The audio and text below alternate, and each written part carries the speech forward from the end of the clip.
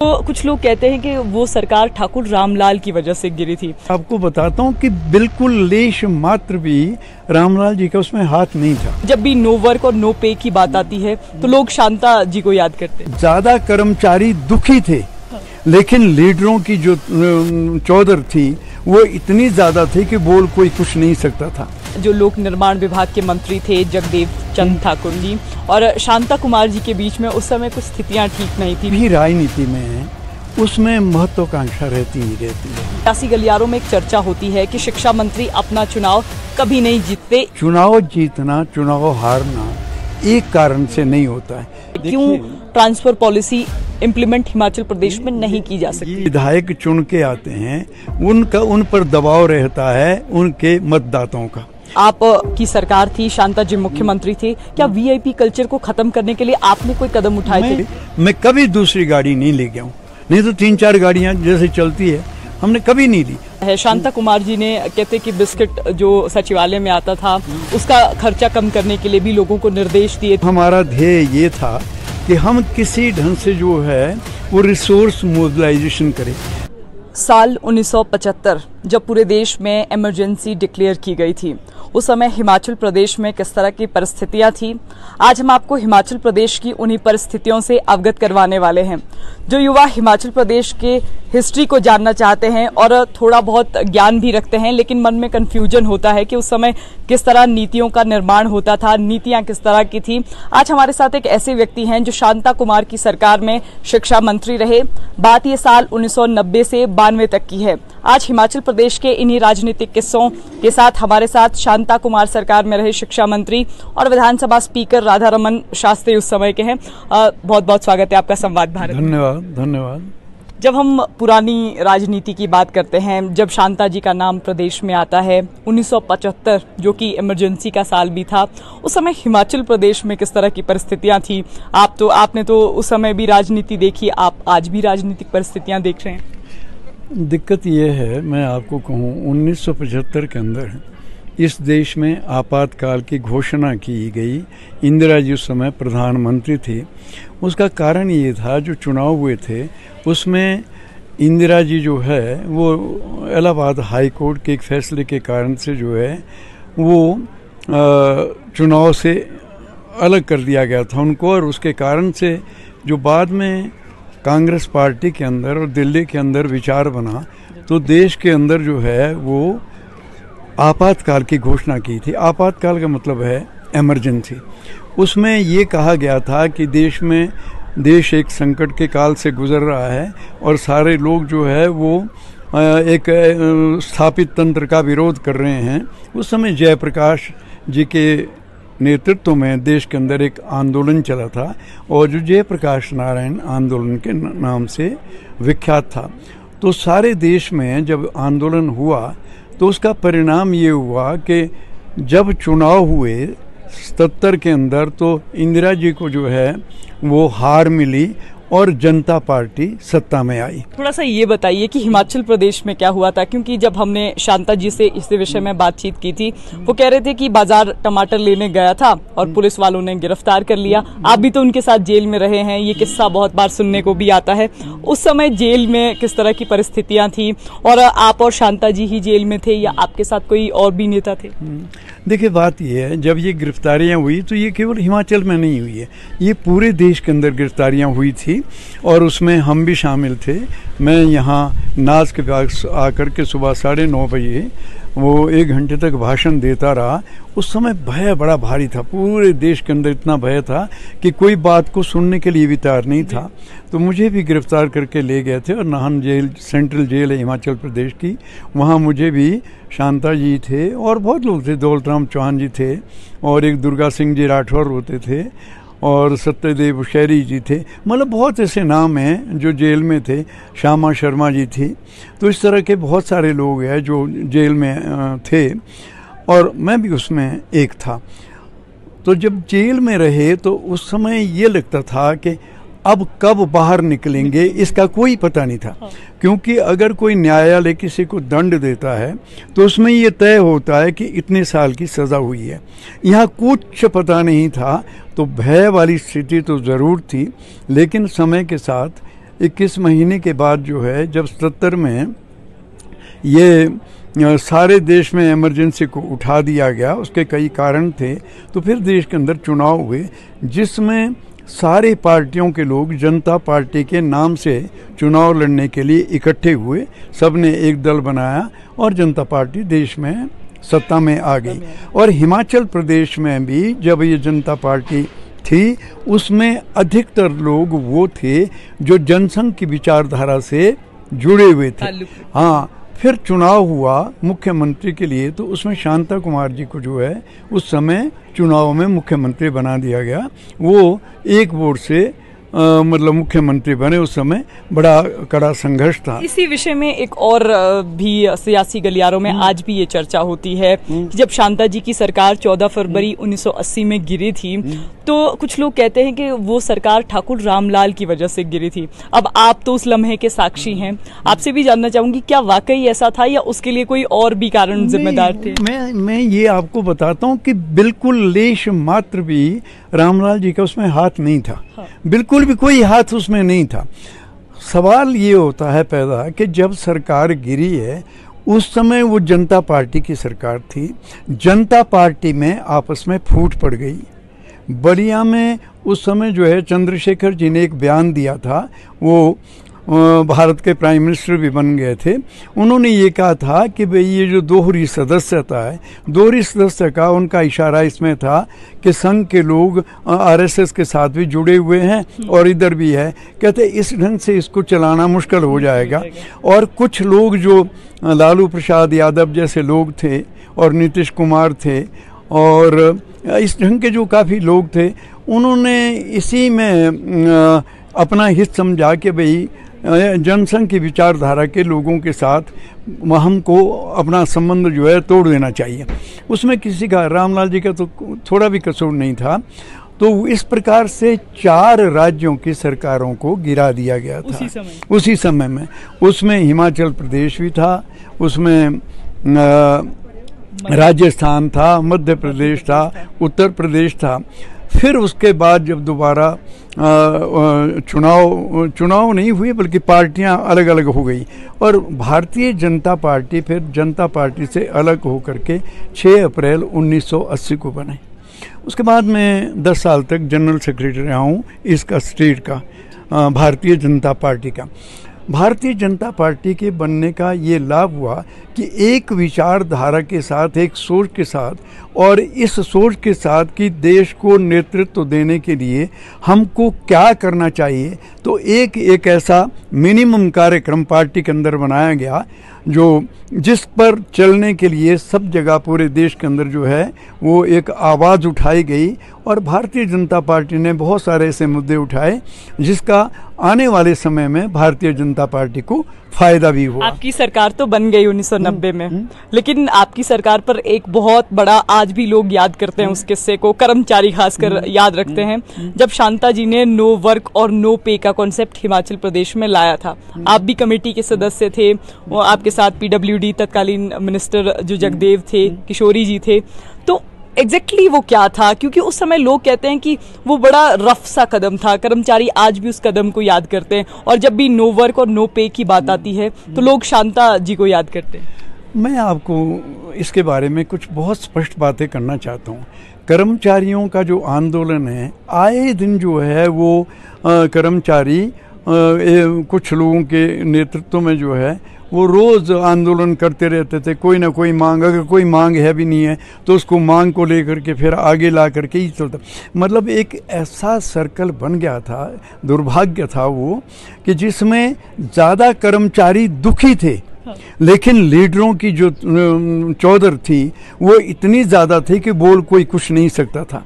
तो जब ये कर्मचारियों ने हमारे समय में कुछ ऐसी मांगे रखी और जब उनको समझाया गया कि भाई आप जो है हम लोग आप में से हैं, आप भी हमारे में से हो, हमको कोई इसका ऐसा शौक नहीं है कि आपको कोई तकलीफ हो। अगर कोई समस्या हल की जा सकती है उसको हम बिल्कुल ईमानदारी के साथ हल करने के लिए तैयार हैं।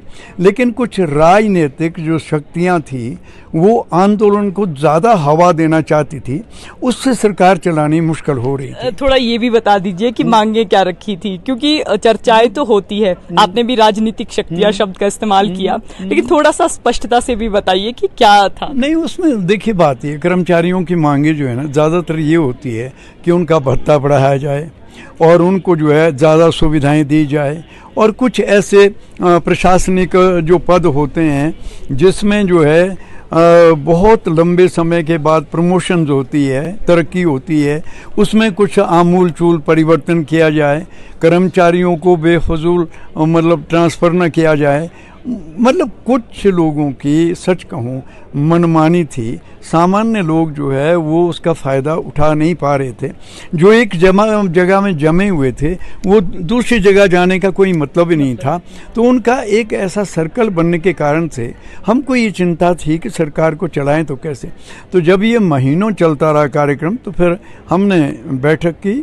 बैठक में फिर ये तय हुआ कि भाई बात ये है, अगर ये नहीं मानते हैं तो अब ये जितने दिन ये आंदोलन करेंगे उतने दिन की इनकी तनख्वाह बन जाएगी, काटी जाएगी। अब मैं उसके बारे में आपको बताता हूँ।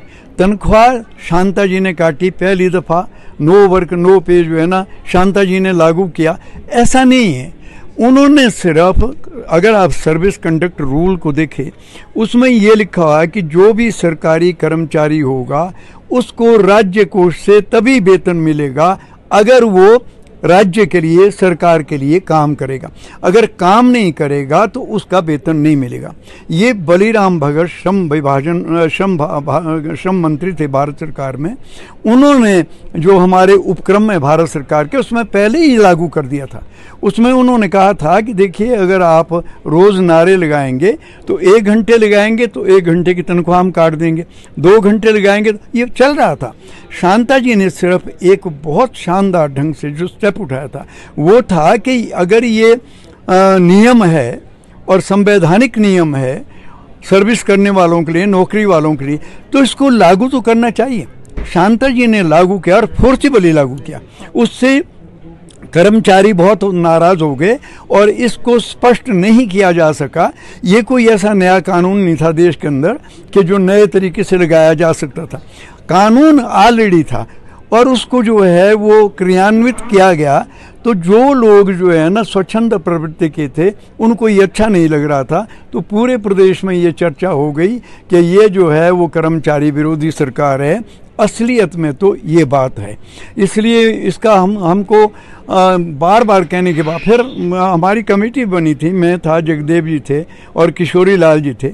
हमने बहुत समझाया कर्मचारियों को और उनको भी ये कहा कि भाई बात ये है, इसको आप समझो, ये हमारी सबकी जिम्मेदारी है कि हम राज्य को जो है ना वो किस ढंग से सशक्त कर सकते हैं। एक बात उस समय ये भी आई थी कि जब 1992 में शांता जी की सरकार गिरी तो लोगों ने कहा कि नो वर्क और नो पे का भी इसमें इम्पैक्ट रहा है। क्या आप भी ऐसा मानते हैं? मैं नहीं मानता हूँ ये। इसमें उतने समय तक जो है इसका कोई प्रभाव नहीं रह गया था, लेकिन इतने अगर इसका प्रभाव रहता तो 1990 में भारतीय जनता पार्टी जीतती नहीं, कोई प्रभाव नहीं रहा था। तब तक कई लोगों ने ये अनुभव करना शुरू किया था कि ये हिमाचल प्रदेश की प्रगति के लिए और कार्यान्वयन करने की दृष्टि से सबसे सुंदर पग था।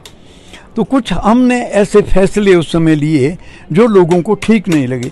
जैसे मैं आपको एक उदाहरण देता हूँ। एक हमने ये कहा कि भाई सैकड़ों की भीड़ जो है वो अस्पतालों में लगी है, उसमें गरीब भी है सब, कि क्यों ना हम एक काम करें कि 1 रुपया पर्ची का लें सिर्फ, बाकी सब इलाज हम खुद करेंगे। लेकिन उस पर्ची का 1 रुपया लेना भी वो भी हमारी पार्टी के लिए जहर बन गया। तो उसको कईयों ने जो है वो मुर्दा टैक्स कहना शुरू कर दिया, क्योंकि उस समय माहौल नहीं बना था। आज देश में इतना बड़ा माहौल है कि सरकारी अस्पतालों में लोग कम जाते हैं और जो बाहर के अस्पताल है जहाँ 10 गुना, 20 गुना, 100 गुना, 200 गुना ज़्यादा देना पड़ता है, वो आज वो भी दे रहे हैं। उस समय 1 रुपया भी देने के लिए तैयार नहीं थे। मैंने शांता जी से उस समय रिक्वेस्ट की थी कि मेरा ख्याल है इसको अभी छोड़ देना चाहिए, और मैंने उनको कहा भी था ये कि मैंने कहा यद्यपि शुद्धम लोक विरुद्धम माँ करणीयम है, ठीक है, फैसला ठीक है, लेकिन लोग अभी इसके लिए तैयार नहीं है, थोड़ा सा बदल देते हैं। तो उन्होंने स्वास्थ्य मंत्री का, रूप सिंह जी होते थे स्वास्थ्य, उनका हवाला दिया था। नहीं, उनका ये मानना है कि ये चलेगा। मैंने कहा उनके मानने पर मुझे बहुत बड़ा संदेह है, इसका नुकसान हो सकता है। कुल मिलाकर के जो राज्य की तरक्की के लिए हमारी सरकार कुछ क्रांतिकारी परिवर्तन कर रही थी, उन परिवर्तनों के कारण से जो है वो तकलीफ ज़रूर हुई कुछ लोगों को, लेकिन आज वो शांता कुमार की नीतियों का पूर्ण और भरपूर समर्थन भी कर रहे हैं। एक टाइम था जिस समय शांता कुमार जी मुख्यमंत्री थे, हमारे प्रदेश के अंदर जो है 1 रुपया भी कर्जा नहीं था, 1 रुपया भी कर्जा। आज हम 80,000 करोड़ के कर्जे के पास पहुंच गए हैं। और मैं कहता हूं कि पार्टियों को छोड़िए आप, मैं तो कहता हूं व्यक्तियों पर आइए। नरसिंह राव के समय में जब ये थे, क्या कहते हैं, वित्त मंत्री बने सरदार मनमोहन सिंह जी, उस समय उदारीकरण का दौर प्रारंभ हुआ, और उस उदारीकरण के दौर ने एक नई व्यवस्था को जन्म दिया। हाँ, अब वो कितने समय तक रह सके ये सबको मालूम है, नहीं रह सके, लेकिन फिर उसको आगे बढ़ाने में सभी पार्टियों ने, उसमें हमारी पार्टी बढ़ चढ़ करके आगे थी उदारीकरण के लिए, तो वो पग बढ़ता रहा। शास्त्री जी, एक किस्सा और आता है। तत्कालीन जो लोक निर्माण विभाग के मंत्री थे जगदेव चंद ठाकुर जी और शांता कुमार जी के बीच में उस समय कुछ स्थितियां ठीक नहीं थी। लोग कहते थे कि काफी वाद विवाद भी होता था, और उसके साक्षी तो आप भी हैं, आपसे भी कई बार कहा सुनी हो जाती थी। अब आप बताइए कि उनके संबंध उस समय किस तरह के थे? क्या नीति निर्माण के विषय में ये बहस होती थी, या फिर जिस तरह आज राजनीति में हम नोक झोंक देखते हैं, या वो उस तरह की थी? देखिए, बात ये, जो भी राजनीति में है उसमें महत्वाकांक्षा रहती ही रहती है, ये बात है। जगदेव जी का ये मानना था कि अगर मैं मुख्यमंत्री बनता हूँ तो मैं ज़्यादा अच्छे प्रकार से राज्य के लिए काम कर सकता हूँ, उनका ये मानना था। जगदेव जी बहुत अच्छे मतलब प्रशासक भी थे, और वो कड़वा ज़रूर बोलते थे, लेकिन लोगों के लिए वो बहुत सहयोगी थे, ये बात थी। अब सवाल ये रहा कि भाई शांता जी की और जगदेव जी की आपस में बनती नहीं थी या उनकी ठनती रहती थी, ऐसा कुछ नहीं था। वो ये बात ज़रूर कहते थे कि ये बात ऐसे होनी चाहिए, वो बात ऐसे होनी चाहिए। तो कुछ जो वो बातें कहते थे, ये ज़रूरी नहीं है कि वो बिल्कुल ठीक कहते थे, उसके पीछे कोई ना कोई मतलब मन की इच्छा ज़रूर रही है, ये बात, इसको मैं छुपाना नहीं चाहता हूँ। लेकिन शांता कुमार ने अपनी ओर से ईमानदारी के साथ ये प्रयास किया कि हम सब मिलजुल करके साथ चल सकें और साथ चल करके हम प्रदेश की सेवा कर सकें। शांता कुमार के समय में आप ये देखिए, जब डॉक्टर वाई.एस. परमार थे, उन्होंने एक सर्वे करवाया था हिमाचल प्रदेश में जल विद्युत योजनाओं के बारे में कि हमारी जो कैपेसिटी है, हमारी जो क्षमता है हिमाचल प्रदेश में क्या है। उस समय मोटे मोटे अनुमान के साथ उन्होंने कहा कि 42,000 मेगावाट बिजली हम हिमाचल प्रदेश में पैदा कर सकें। I am talking of those days when doctor Y S. Parmar was a chief minister. वो उनकी बहुत गजब की सोच थी, उस पर कार्य करना तो शुरू हुआ, लेकिन वो जिस ढंग से स्पष्ट नीति बननी चाहिए थी, जिस ढंग से एक एक चीज़ को मॉनिटर किया जाना चाहिए थे, और जिस ढंग से जो है ये पावर प्रोजेक्ट आवंटन के लिए आमूलचूल परिवर्तन करने की जरूरत थी नीति में, वो हुआ नहीं है। वो अधिकारियों के पास लटका रहा, और अधिकारी जो है वो, मुझे दुख के साथ कहना पड़ता है कि भाई वो अपने विवेक का इस्तेमाल करके वो इसको लटकाते रहे, और आज भी हिमाचल प्रदेश की यह हालत है कि हम 15,000 करोड़ से भी नीचे है विद्युत उत्पादन में प्रदेश। और बात बताइए, आपने अधिकारियों की बात की, आज भी हमें सुनने में आता है कि अधिकारी सरकार को कई बार गुमराह करते हैं, या फिर अफसरशाही सरकार को चलाती है, पॉलिटिशियंस का बहुत कम रोल कई बार रहता है, या अफसरशाही पॉलिटिशियन पर हावी हो जाती है।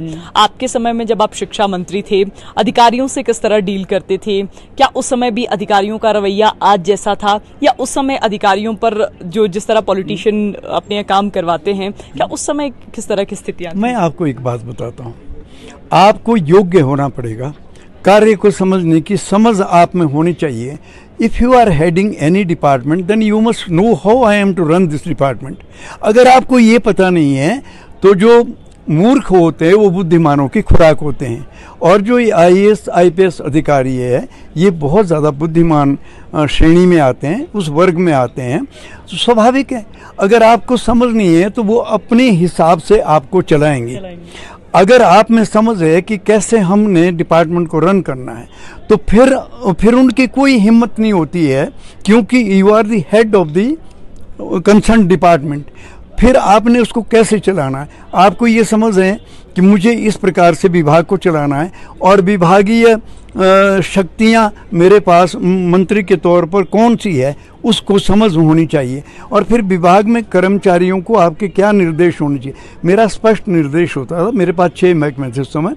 मेरा डायरेक्टर को और सेक्रेटरीज को पहला निर्देश है कि पहला ये है कि अगर मेरे यहाँ से कोई भी आदेश होता है तो उसको ये मान करके समझिए कि वो बहुत विवेक के साथ दिया गया है। शास्त्री जी ये बताइए, कभी अधिकारियों के साथ ठनती भी थी आपकी? नहीं, मेरे साथ कभी किसी की ठनी नहीं। उसका कारण था क्योंकि जब भी मुझे ये लगता था कि अधिकारी जो है वो थोड़ा सा आनाकानी कर रहे हैं, कई दफ़ा हो जाता है, कई तरह के हम समाज में रहते हैं, कई तरह के प्रेशर्स होते हैं, सब तरह चीज़ें होती है, तो हम उनको बैठ के समझाते थे।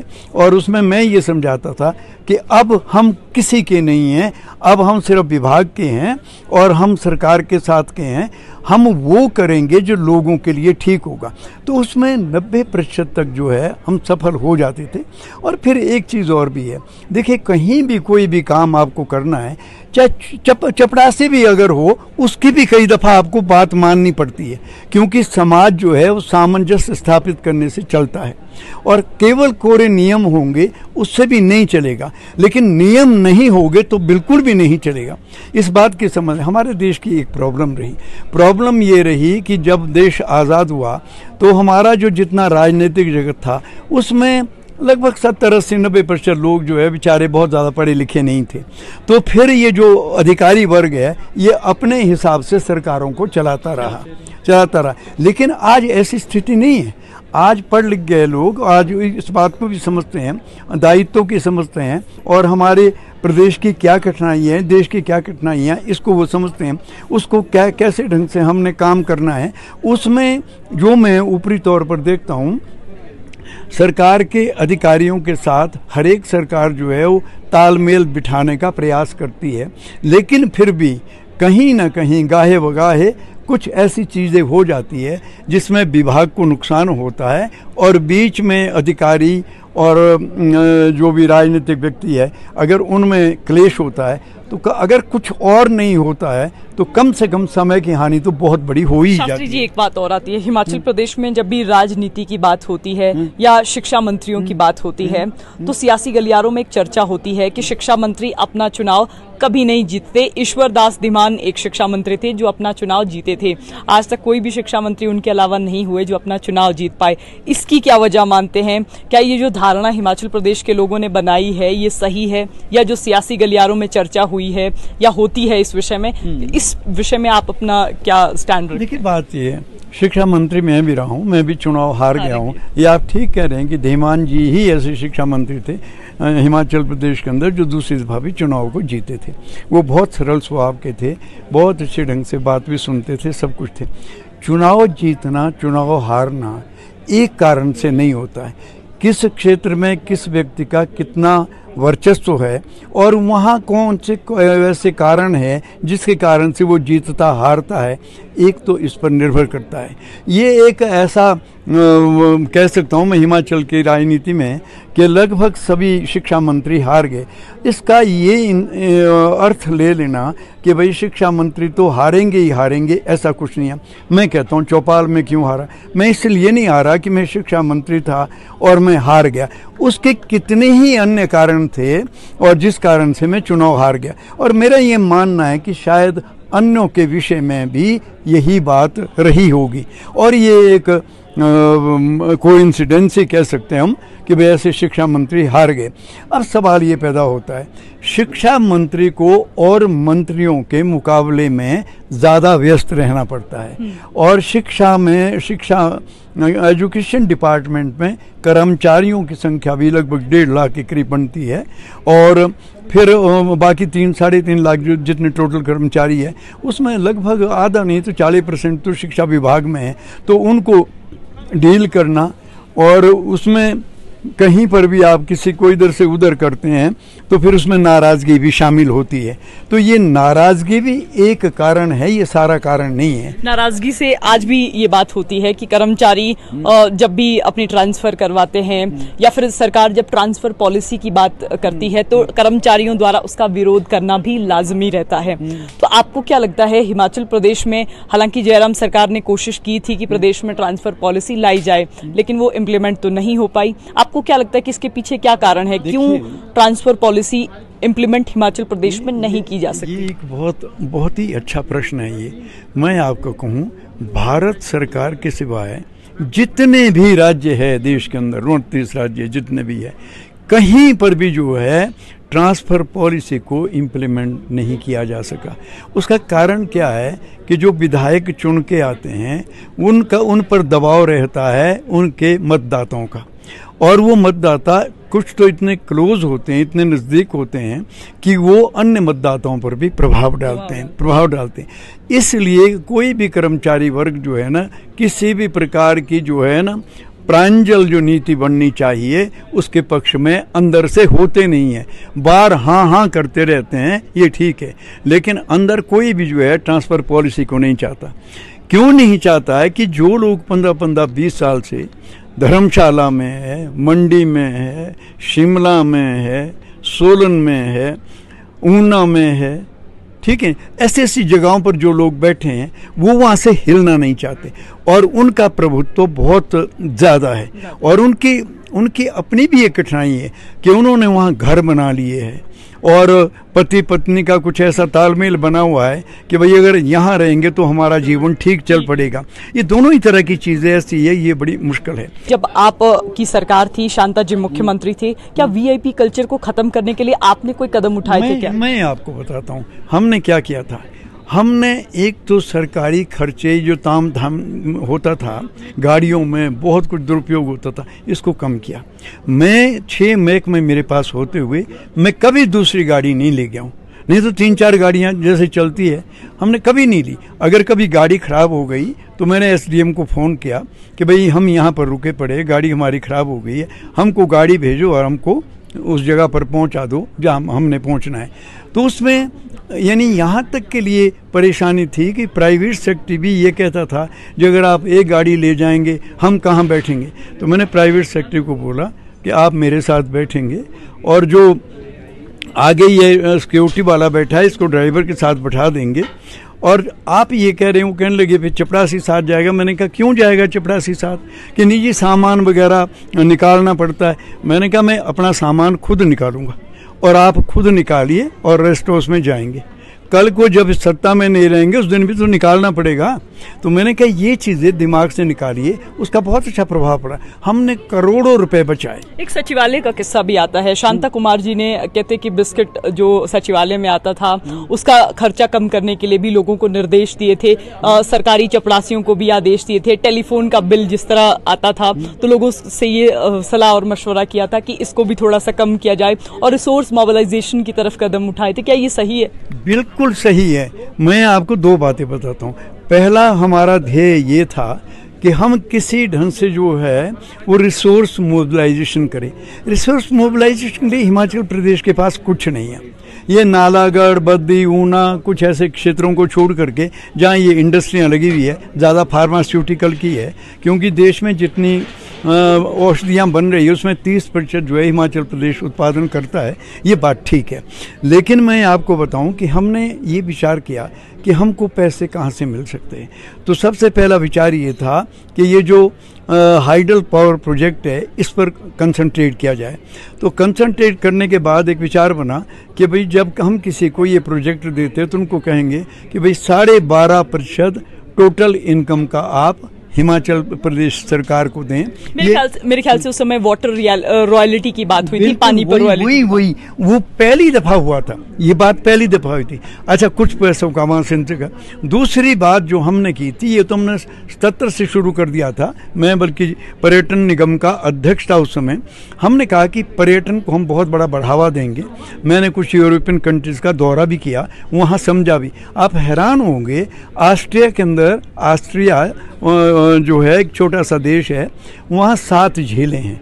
7 झीलों पर ऑस्ट्रिया की पर्यटन के कारण से 94% इनकम है।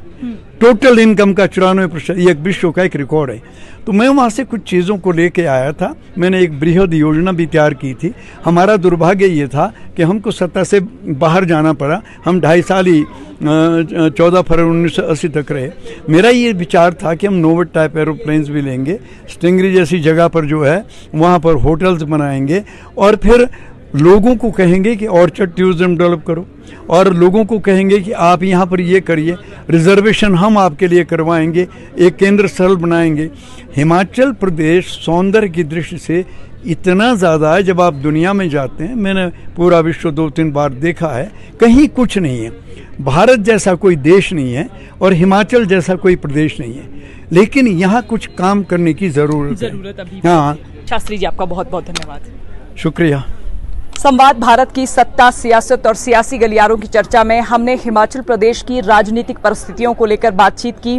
जो लोग हिमाचल प्रदेश की राजनीतिक परिस्थितियों को सन 1975 से लेकर वर्तमान समय तक समझना चाहते हैं, तो उन लोगों को शास्त्री जी को जरूर सुनना चाहिए। तो फिलहाल संवाद भारत में अभी के लिए बस इतना ही। नमस्कार।